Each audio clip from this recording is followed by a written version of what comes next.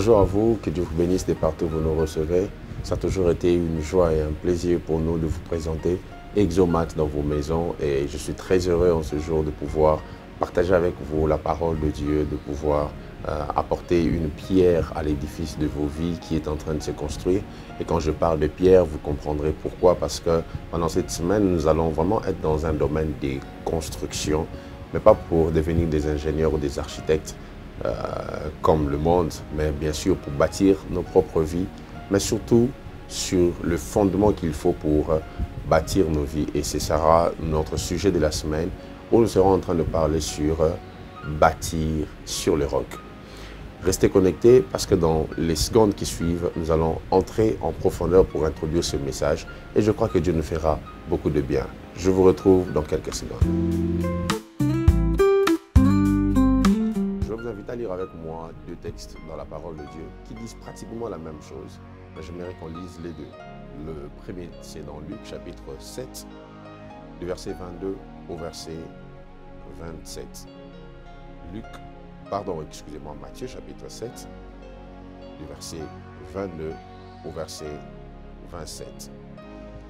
Matthieu, cet homme qui, dans sa manière d'écrire les évangiles, présente vraiment Jésus comme étant le roi des Juifs. Alors écoutez comment il est en train de présenter cette portion des Écritures que nous lirons ensuite dans Luc. Il dit, « Plusieurs me diront en ce jour-là, Seigneur, Seigneur, n'avons-nous pas prophétisé par ton nom? N'avons-nous pas chassé des démons par ton nom? Et n'avons-nous pas fait beaucoup de miracles par ton nom? Alors, je leur dirai ouvertement, je ne vous ai jamais connu. Retirez-vous de moi, vous qui commettez l'iniquité. C'est pourquoi quiconque entend ces paroles que je dis et les met en pratique sera semblable à un homme prudent qui a bâti sa maison sur le roc.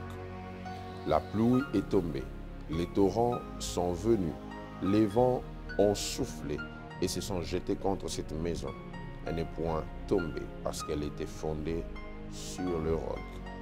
Mais quiconque entend ces paroles que je dis et ne les met pas en pratique sera semblable à un homme insensé qui a bâti sa maison sur le sable.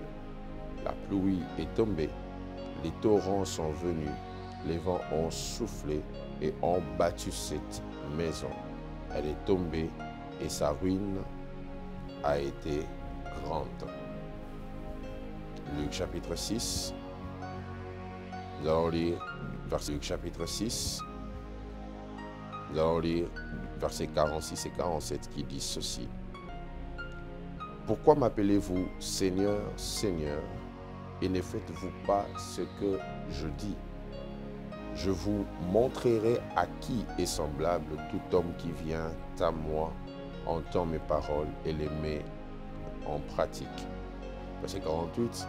Il est semblable à un homme qui, bâtissant une maison, a creusé profondément et a posé le fondement sur le roc.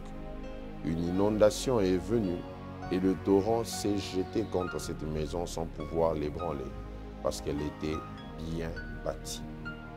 Mais celui qui entend et ne met pas en pratique est semblable à un homme qui a bâti une maison sur la terre sans fondement. Le torrent s'est jeté contre elle. Aussitôt, elle est tombée et la ruine de cette maison. Bâtir sur le roc. Je ne sais pas si je l'ai déjà fait ici, mais si je l'ai déjà fait, j'aimerais le refaire. Si j'ai déjà eu à vous donner l'aperçu sur la pensée ou soit l'idée qui se cache derrière la parole de Dieu. La parole de Dieu est faite d'un langage imagé. Ce qui veut dire, lorsque Dieu parle, Dieu ne parle pas pour qu'on entende d'abord, mais Dieu parle pour qu'on puisse apercevoir une image de ce qu'il dit. Donc, la parole de Dieu est là pour être perçue, être vue. C'est comme ça que dans le système de langage de Dieu, Dieu parle pour créer en nous la pensée, soit l'image de ce qu'il dit. C'est ce qui explique qu'il y a une science dans étude de la Bible qu'on appelle la pictographie, qui explique que dans l'hébreu ancien, les écrits, soit la parole de Dieu n'était pas en écrit, c'était en image. Et je vous expliquerai ça encore en avançant, parce que quand la Bible dit dans Genèse chapitre 1, le verset 1, « Au commencement, Dieu créa les cieux et la terre ». L'idée qui se cache là, ou soit dans l'hébreu ancien, l'image qu'on utilisait là pour représenter cette portion que nous lisons en lettres ou en mots, c'était une maison. Donc quand on dit au commencement Dieu créa les cieux et la terre, on présentait l'image d'une maison. Donc Dieu avait construit une maison et le but c'était qu'il y ait l'homme qui va habiter dans cette maison. Donc dès le départ, vous verrez que les premières idées qui s'attachent à la parole de Dieu, c'est l'idée de bâtir.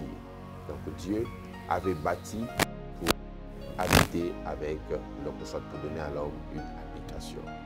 Et c'est là que, donc, vous comprendrez avec moi que Dieu, soit l'écriture ancienne dans l'hébraïsme, utilisait des images.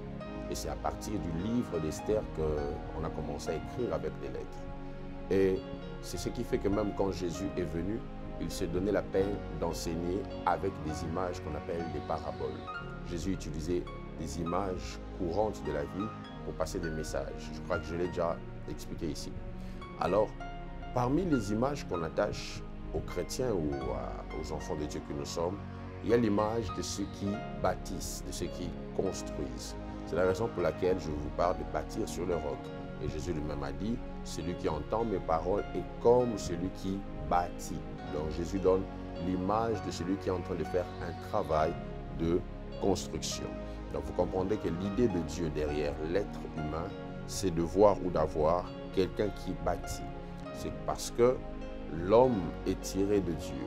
Et comme Dieu a bâti le monde, l'homme tiré de Dieu, étant à l'image, à la ressemblance de Dieu, doit aussi être un bâtisseur.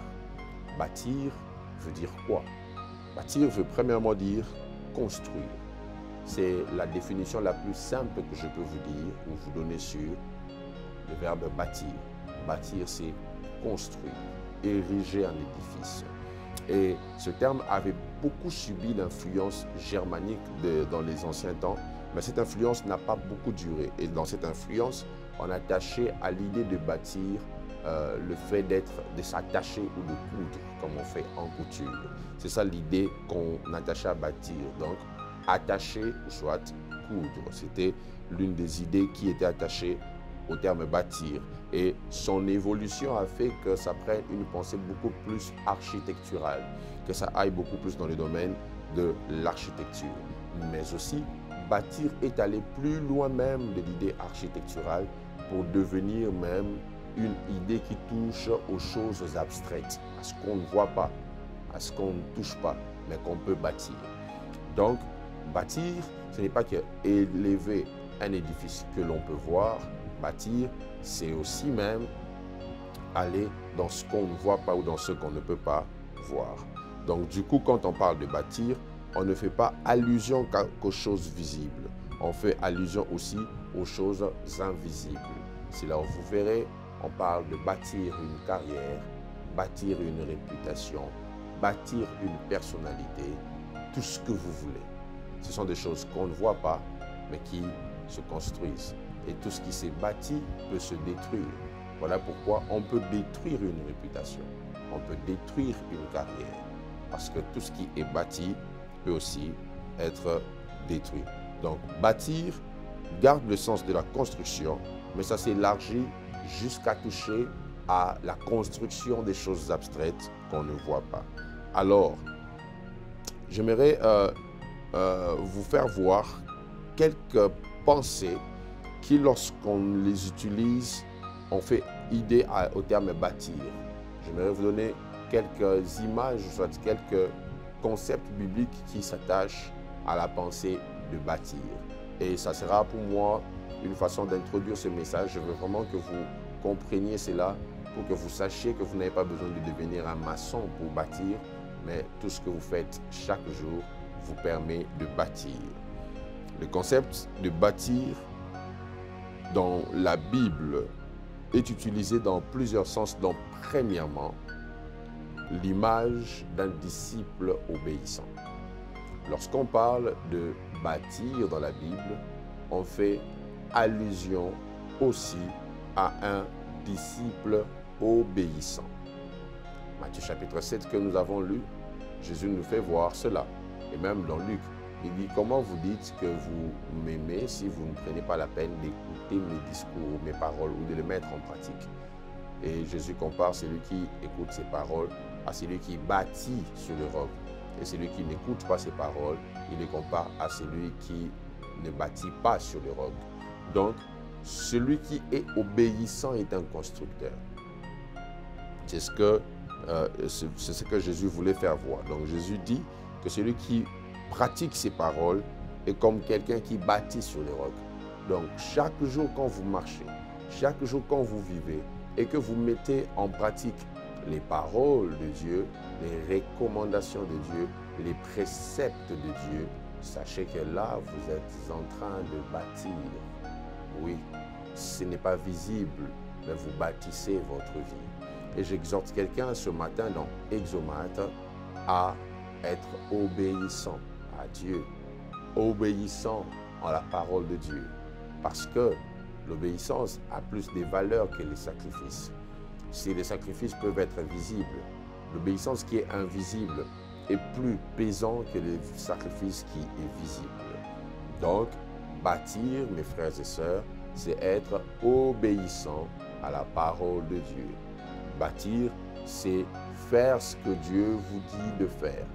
Un disciple obéissant, c'est celui qui se retrouve en train de bâtir sur le roc. Mais aussi, une autre image qui se cache derrière le concept bâtir dans la Bible, c'est l'image du parcours de la vie chrétienne.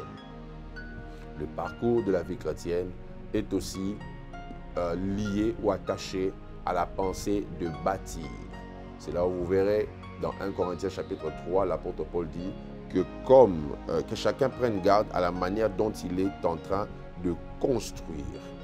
Que chacun prenne garde, il dit, comme un sage architecte, j'ai posé la fondation et quelqu'un d'autre vient bâtir dessus.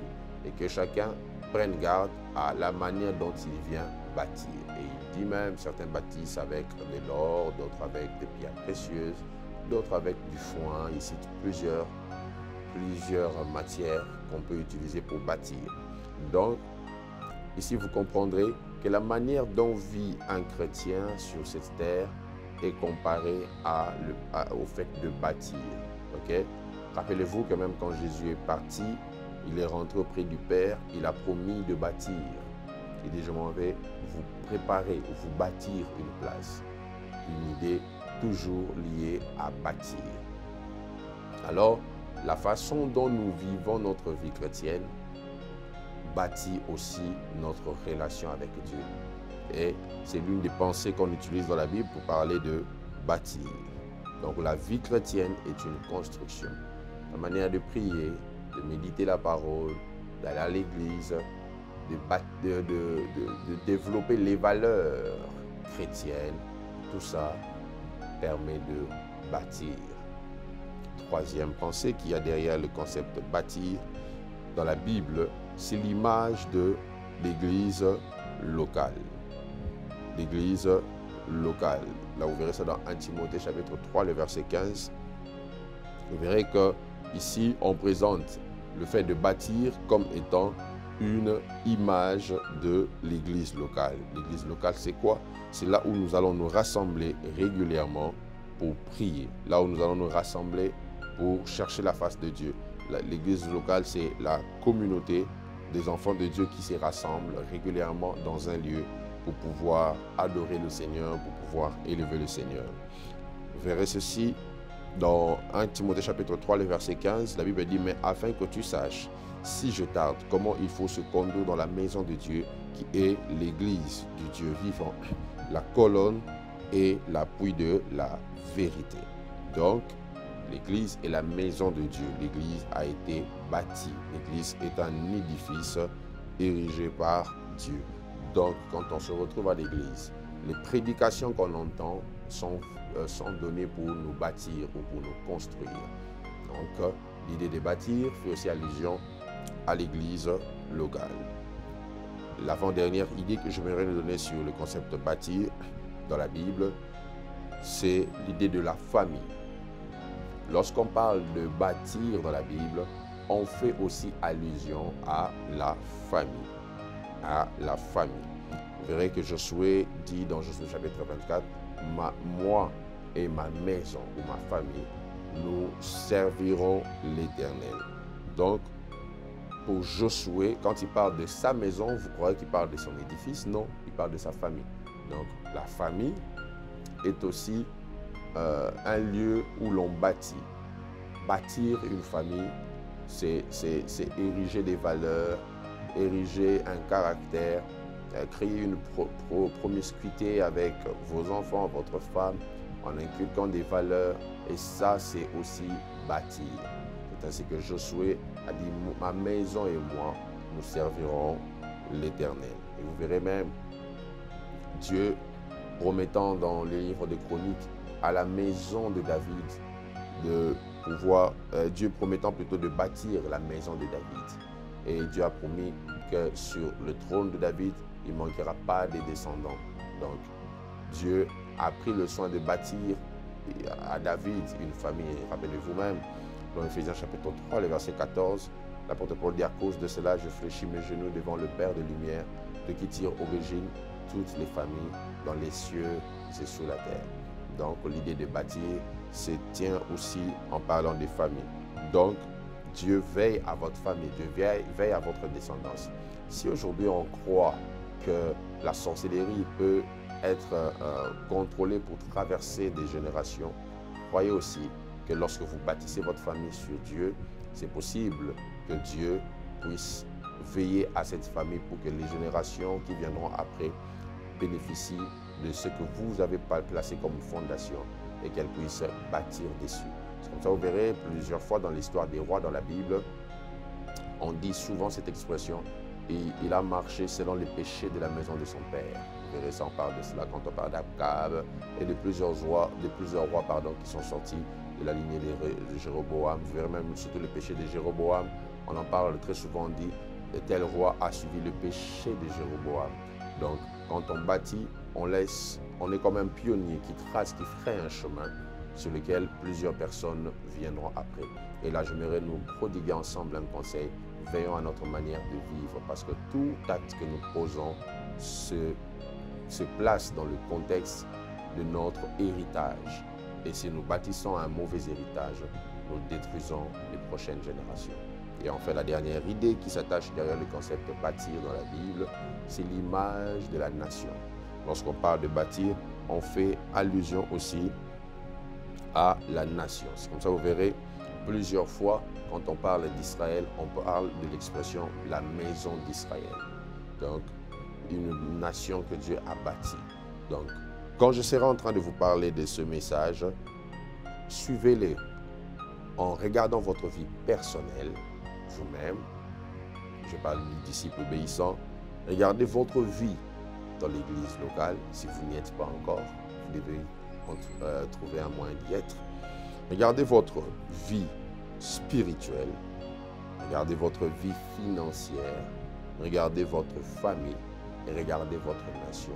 Et dans ces éléments, dites-vous comment êtes-vous en train de bâtir dans ces secteurs que j'ai évoqués. Toutes les fois où vous entendrez bâtir, posez-vous des questions sur ces domaines que j'ai mentionnés. Je serai heureux de poursuivre ce message avec vous. À la prochaine occasion. Que Dieu vous bénisse. Au prochain numéro, nous allons nous retrouver pour continuer.